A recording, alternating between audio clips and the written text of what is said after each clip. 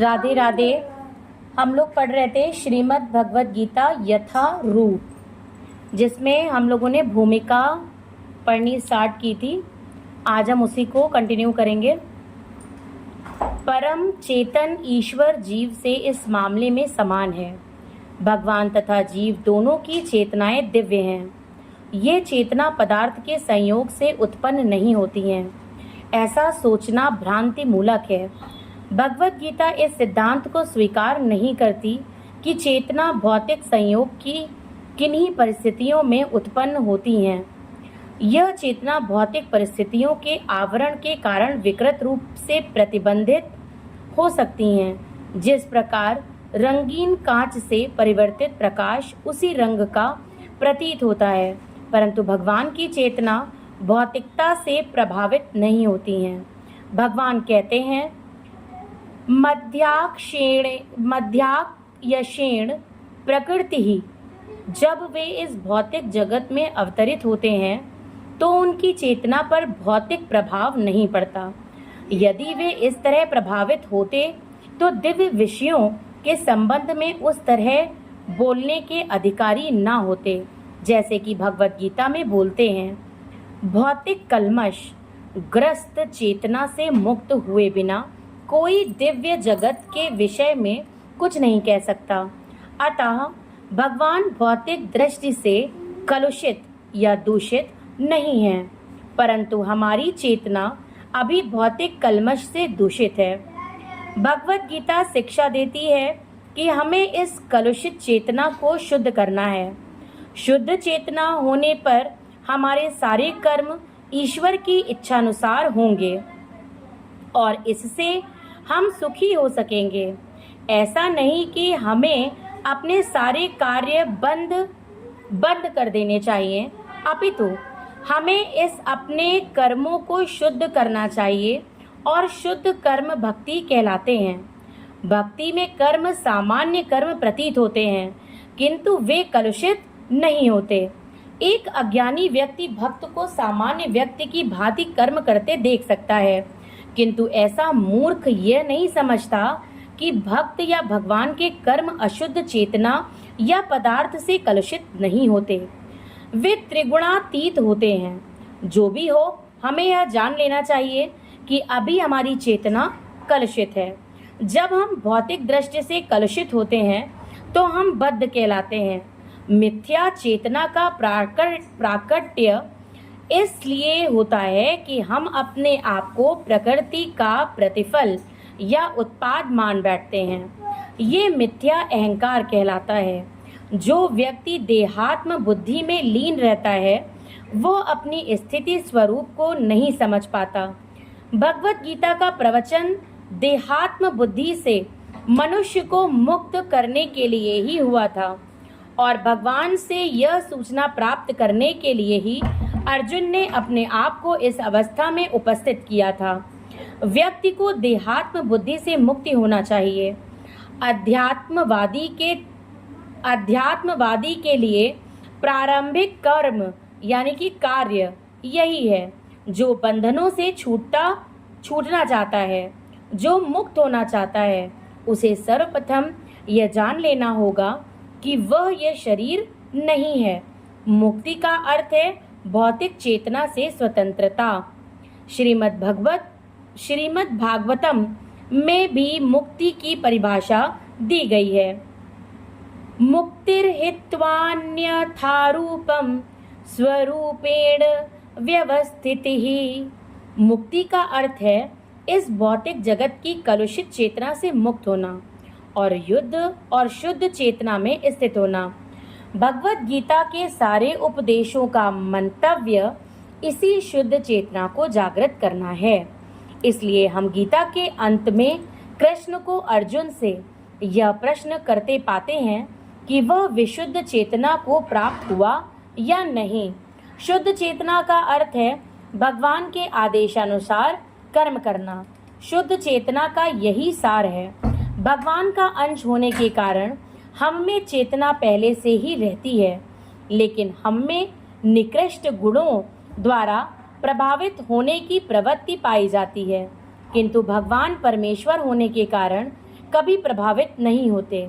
परमेश्वर तथा क्षुद्र जीवों में यही अंतर है। ये चेतना क्या है? ये चेतना है मैं हूँ। तो फिर मैं हूँ क्या है? कलुषित चेतना में मैं हूँ का अर्थ है कि मैं सर्वे सर्वा हूँ, मैं ही भोगता हूँ। यह संसार चलायमान है क्योंकि प्रत्येक जीव यही सोचता है कि वही इस भौतिक जगत का स्वामी तथा सृष्टा है। भौतिक चेतना के दो मनोमय विभाग हैं। एक के अनुसार मैं ही सृष्टा हूँ और दूसरे के अनुसार मैं ही भोगता हूँ। लेकिन वास्तव में परमेश्वर सृष्टा तथा भोक्ता दोनों है और परमेश्वर का अंश होने के कारण जीव ना तो सृष्टा है और ना ही भोक्ता, वह मात्र सहयोगी है और सृजित तथा भुक्त है। उदाहरणार्थ, मशीन का कोई एक पुर्जा संपूर्ण मशीन के साथ संयोग करता है। इसी प्रकार शरीर का कोई एक अंग पूरे शरीर के साथ सहयोग करता है। हाथ, पांव, आंखें आदि शरीर के अंग हैं, लेकिन ये वास्तविक भोक्ता नहीं है। भोक्ता तो उदर यानी पेट है। पांव चलते हैं, हाथ भोजन देते हैं, दांत चबाते हैं और शरीर के सारे अंग उदर को तुष्ट करने में लगे रहते हैं, क्योंकि उदर ही प्रधान कारक है जो शरीर रूपी संगठन का पोषण करता है। अतएव सारी वस्तुएं उदर को दी जाती हैं। जिस प्रकार जड़ को सींचकर वृक्ष का पोषण किया जाता है, उसी तरह उदर का भरण करके शरीर का पोषण किया जाता है। क्योंकि यदि शरीर को स्वस्थ रखना है तो शरीर के सारे अंगों को उदर पूर्ति में सहयोग देना होगा।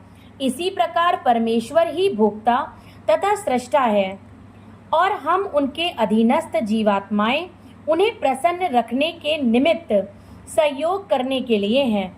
इस सहयोग से हमें लाभ पहुंचता है। ठीक वैसे ही जैसे उदर द्वारा ग्रहित भोजन से शरीर के सारे अंगों का लाभ पहुंचता है। यदि हाथ की अंगुलियां यह सोचें कि वे उदर को भोजन न देकर स्वयं ग्रहण कर लें, तो उन्हें निराश होना पड़ेगा। सृजन तथा भोग के केंद्र बिंदु परमेश्वर हैं और सारे जीव उनके सहयोगी हैं।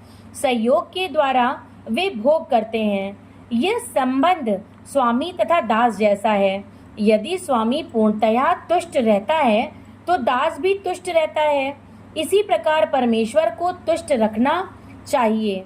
यद्यपि जीवों में भी सृष्टा बनने तथा भौतिक जगत का भोग करने की प्रवृत्ति होती है, क्योंकि इस दृश्य जगत के सृष्टा परमेश्वर में ये प्रवृत्तियां हैं। अतएव भगवद गीता में हम पाएंगे कि परम पूर्ण में परम नियंता नियंत्रित जीव, दृश्य जगत, शाश्वत काल तथा कर्म सन्निहित हैं और इन सब की व्याख्या इसके मूल पाठ में की गई है। ये सब मिलकर परम पूर्ण का निर्माण करते हैं और यही परम पूर्ण परम सत्य कहलाता है। यही परम पूर्ण तथा परम सत्य पूर्ण पुरुषोत्तम भगवान श्री कृष्ण हैं। सारी अभिव्यक्तियां उनकी विभिन्न शक्तियों के फलस्वरूप हैं। वे ही परम पूर्ण हैं। भगवद गीता में ये भी बताया गया है कि निर्विशेष ब्रह्म भी पूर्ण परम पुरुष के अधीन है। ब्रह्मणो ही प्रतिष्ठाहम ब्रह्म सूत्र में ब्रह्म की विशद व्याख्या सूर्य की किरणों के रूप में की गई है। निर्विशेष ब्रह्म भगवान का प्रभामय किरण समूह है। निर्विशेष ब्रह्म पूर्ण ब्रह्म की अपूर्ण अनुभूति है और इसी तरह परमात्मा की धारणा भी है। 15वें अध्याय में यह देखेंगे कि भगवान पुरुषोत्तम इन दोनों निर्विशेष ब्रह्म तथा परमात्मा की आंशिक अनुभूति से बढ़कर है। भगवान को सच्चिदानंद विग्रह कहा जाता है। ब्रह्म संहिता का शुभारंभ इस प्रकार से होता है। ईश्वरः परमः कृष्णः सच्चिदानंद विग्रह अनादिरादिर्गोविन्दः सर्व कारण कारणम गोविंद या कृष्ण सभी कारणों के कारण हैं, वे ही आदि कारण हैं और सत्य चित्त तथा आनंद के रूप हैं। निर्विशेष ब्रह्म उनके सत्य यानी शाश्वत स्वरूप की अनुभूति है। परमात्मा सत्य चित्त यानी शाश्वत ज्ञान की अनुभूति है, परंतु भगवान कृष्ण समस्त दिव्य स्वरूपों की अनुभूति है। सत्य चित्त आनंद के पूर्ण विग्रह में है। अल्पज्ञानी लोग परम सत्य को निर्विशेष मानते हैं, लेकिन वे हैं दिव्य पुरुष और इसकी पुष्टि समस्त वैदिक ग्रंथों में हुई है। नित्यो नित्यानाम चेतन सृज चेतनानाम। जिस प्रकार हम सभी जीव हैं और हम सबकी अपनी अपनी व्यष्टि सत्ता है, उसी प्रकार परम सत्य भी अंततः एक व्यक्ति हैं और भगवान की अनुभूति उनके पूर्ण स्वरूप में समस्त दिव्य लक्षणों की ही अनुभूति है। यह पूर्णता रूप विहीन यानी कि निराकार नहीं है। यदि वह निराकार हैं या किसी अन्य वस्तु से घट कर हैं, तो वह सर्वथा पूर्ण नहीं हो सकता। जो सर्वथा पूर्ण है उसे हमारे लिए अनुभव गम्य तथा अनुभवातीत हर वस्तुओं से युक्त होना चाहिए, अन्यथा वह पूर्ण नहीं हो सकता। पूर्ण भगवान में अपार शक्तियां हैं। परास्य शक्तिर विविधैव श्रूयते। कृष्ण किस प्रकार अपनी विभिन्न शक्तियों द्वारा कार्यशील हैं, इसकी भी व्याख्या भगवत गीता में हुई है। यह दृश्य जगत या भौतिक जगत जिसमें हम रह रहे हैं, यह भी स्वयं में पूर्ण है, क्योंकि जिस 24 तत्वों से यह नश्वर ब्रह्मांड निर्मित है, वे सांख्य दर्शन के अनुसार इस ब्रह्मांड के पालन तथा धारण के लिए अपेक्षित संसाधनों से पूर्णतया समन्वित हैं।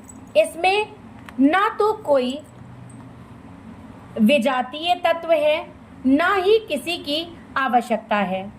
आज हम यहीं पे भूमिका को विराम देंगे। कल हम इसके आगे फिर अध्ययन करेंगे। राधे राधे।